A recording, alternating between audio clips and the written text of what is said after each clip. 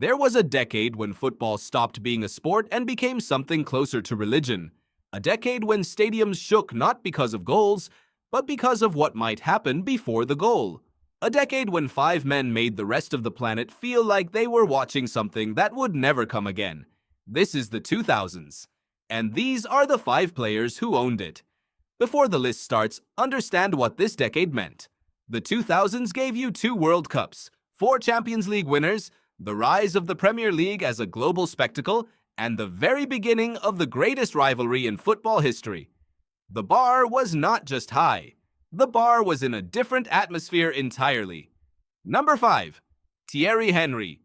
You have to understand what Arsenal were in the early 2000s to understand what Thierry Henry meant to football. The Invincibles. 49 league games unbeaten. A record that still stands. And at the center of all of it, a 6-foot French striker who moved like he had been built in a laboratory to destroy defenses. Henry joined Arsenal in 1999 and immediately began rewriting what a forward could be. He was not just a goal scorer. He was a creator, a presser, a runner, a thinker. Arsene Wenger called him the most complete player he ever managed. That is not a small statement from a man who managed Patrick Vieira, Robert Pires, and Dennis Bergkamp simultaneously. The numbers from this decade are staggering. Between 2000 and 2009, Henry scored 226 goals in all competitions for club and country. He won 2 Premier League titles, 2 FA Cups, and the FA Cup Golden Boot 4 times in a row from 2002 to 2006. He was named Premier League Player of the Season twice. He finished second in the Ballon d'Or in 2003 and again in 2004. But the number that matters most is 174. That is how many Premier League goals he scored for Arsenal, making him their all-time top scorer, a record that stood for over a decade. He did it with headers, volleys, left foot, right foot, solo runs from his own half, impossible angles. There was no way to defend him because there was no template for what he was doing. At the 2006 World Cup, Henry led France to the final. They lost on penalties to Italy in one of the most dramatic finals in the tournament's history. But Henry's performances throughout the tournament were a reminder that on his day, there was nobody on the planet you would rather have on your team. Number 4. Zinedine Zidane. Technically, this is cheating because Zidane belongs to 2 decades. His peak was arguably the late 1990s, but what he did in the 2000s, specifically in one single moment in 2002, earns him this spot permanently. The 2002 Champions League final, Real Madrid versus Bayer Leverkusen. The score was level at 1 goal each in the 45th minute when Roberto Carlos drove a ball across the face of the penalty area. Zidane arrived on his weaker left foot and produced what many consider the single greatest goal in Champions League history. A volley so perfectly timed, so technically impossible for a human being, that the television commentators simply went silent for 3 seconds before he could form words. That goal won Real Madrid the Champions League. It was Zidane's second Champions League title, having won his first with Juventus in 1996. In the 2000s alone, he also won La Liga twice with Real Madrid, a Spanish Super Cup, a European Super Cup, and a UEFA Super Cup. He was named FIFA World Player of the Year in 2003, his 3rd time winning the award, joining a list of players who had achieved that feat that you could count on one hand. He retired in 2006 after the World Cup final, where he was both the tournament's best player, winning the Golden Ball, and its most controversial figure, receiving a red card for headbutting Marco Materazzi in the chest. That moment, replayed millions of times, somehow added to the mythology rather than diminishing it. It was the most human thing the most elegant player of his generation had ever done. Number 3. Ronaldo. Not Cristiano. The original. The phenomenon.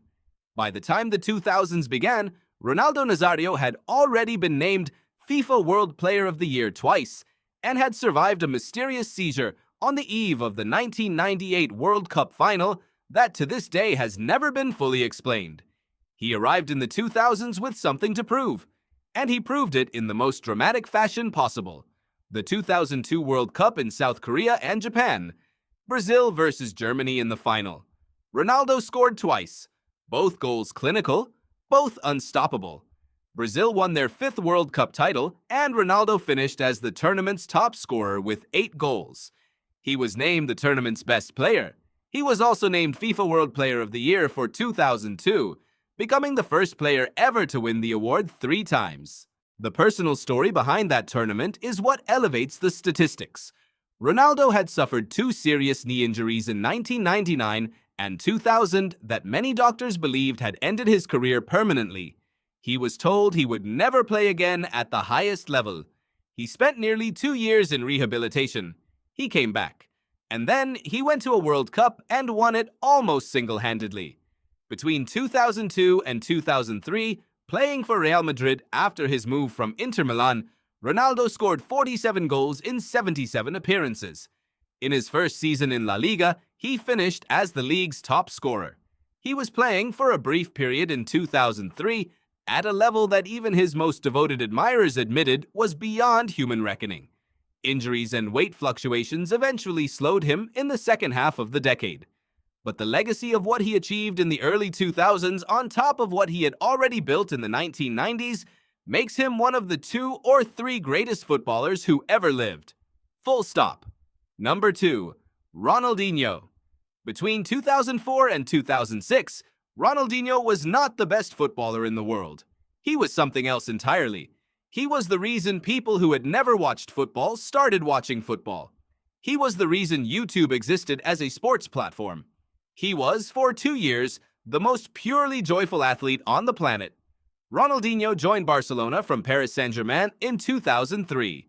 What followed was a transformation of a club, a city, and the sport itself. Barcelona had been struggling.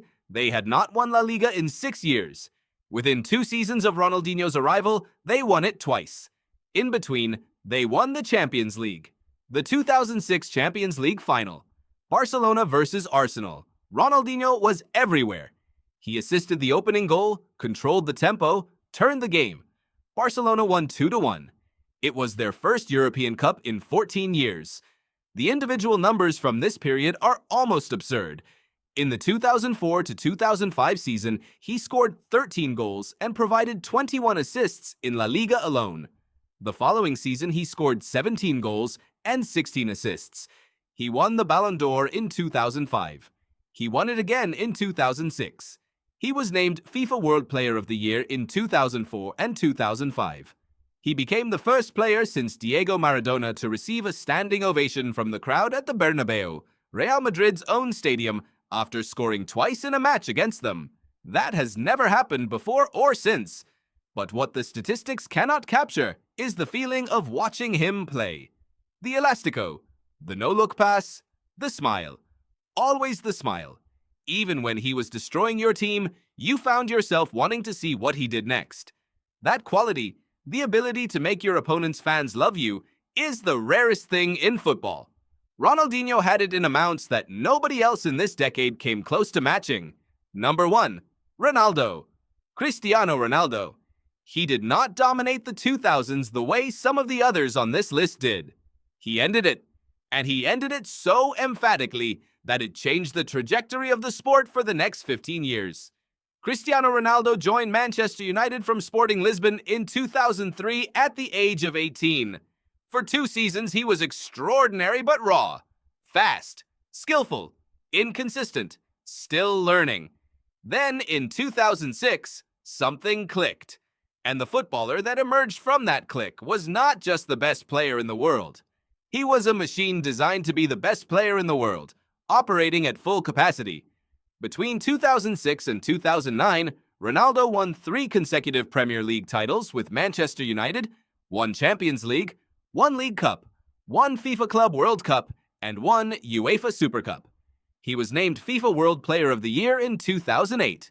He won the Ballon d'Or in 2008, ending Lionel Messi's first attempt at winning it. He scored 42 goals in all competitions in the 2007 to 2008 season, an almost incomprehensible return for a winger. He was named the Premier League's best player, top scorer, and player of the year simultaneously. He then moved to Real Madrid in 2009 for what was then the world record transfer fee of €80 million. But the reason he sits at number 1 on this list is not the trophies or the statistics in isolation, it is what those statistics represented. He arrived in a decade that already contained Zidane, Ronaldo Nazário, Henry, and Ronaldinho. He arrived as a teenager. And by the end of the decade, the conversation about who the best player in the world was had narrowed to exactly two names, his and Lionel Messi's. Everything that followed, the records, the rivalry, the debate that consumed 2 decades of football, started here, in the 2000s, in the years when a young man from Madeira decided he was going to be the greatest footballer who ever lived, and began, methodically, to prove it. 5 players, 1 decade, and the feeling, watching any of them on their best days, that you were seeing something that the sport might never produce again. You were right to feel that, because it was true.